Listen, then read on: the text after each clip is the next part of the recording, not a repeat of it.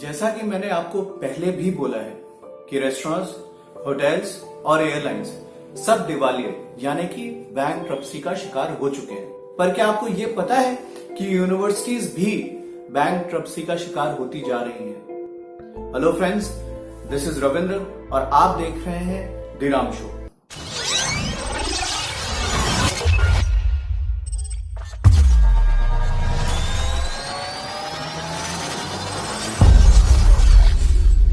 आप में से बहुत लोग ये मानते हैं और अगर कोई भूल गया हो तो मैं याद दिलाना चाहता हूं कि यूनिवर्सिटीज एक बहुत बड़ा बिजनेस है।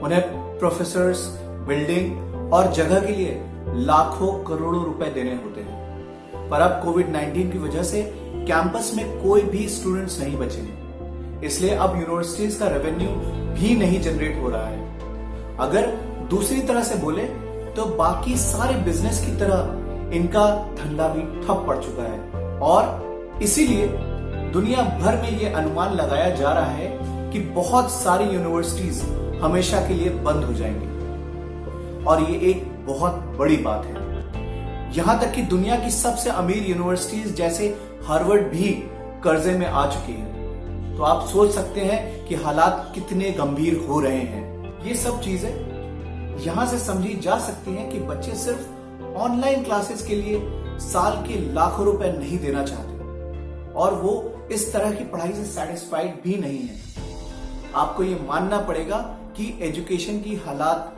अब पहले जैसे नहीं रहे। और दूसरी बात यह भी है कि जिन परिवारों ने इस समय अपनी जॉब्स खोई है वो शायद इतनी महंगी पढ़ाई का खर्चा ना उठा पाए। तो ना बच्चे, ना पैसा और बड़े बड़े खर्च, ये दिवालियापन का सबसे बड़ा कारण है। ये सारी बातें आपको परेशान करने के लिए नहीं है, पर मैं ये मानता हूं कि हम इन मुसीबतों का सामना कर सकते हैं। यकीनन ये पहली बार नहीं है कि कोई पैंडेमिक या ट्रेजेडी हुई हो।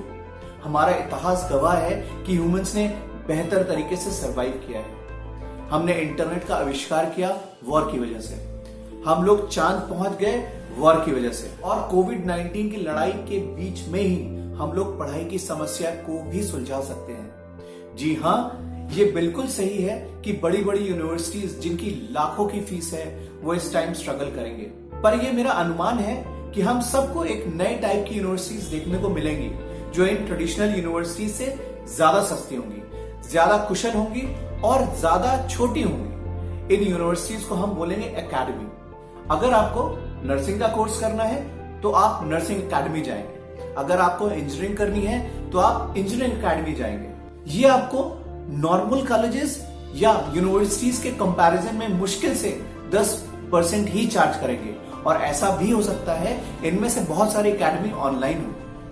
आपको इंटरनेट में ऐसी बहुत सारी वेबसाइट्स मिलेंगी जो इस तरह की एजुकेशन दे रही हैं। सच्चाई तो यह है कि कोविड-19 से पहले पढ़ाई बहुत महंगी थी और बहुत सारे बच्चे लोन लेकर अपनी पढ़ाई पूरी करते थे। खासकर अगर हम इंडिया की बात करें तो यहां पर मैक्सिमम बच्चे अपनी पढ़ाई लोन से ही पूरा करते हैं। और मैं ये बात बहुत दावे के साथ कह सकता हूं, अगर मैंने भी अपनी पढ़ाई लोन से पूरी की होती तो मैं कभी भी अपना बिजनेस नहीं शुरू कर पाता, मोजो पत्रकार का डिजिटल चैनल नहीं चला पाता, किसी बोरिंग सी जॉब में बैठकर लोन के पैसे चुका रहा होता। इन शॉर्ट, लोन से पूरी की गई एजुकेशन करियर नहीं बनाती है, ये एक्चुअली करियर खराब कर देती है। जी हाँ, जैसे कि मैंने पहले भी कहा है कि बहुत सारे इकोनॉमिस्ट का मानना है कि हजारों यूनिवर्सिटीज दुनिया भर में बंद हो सकती हैं, जो यकीनन काफी विनाशकारी है। पर कोविड-19 की लड़ाई में हम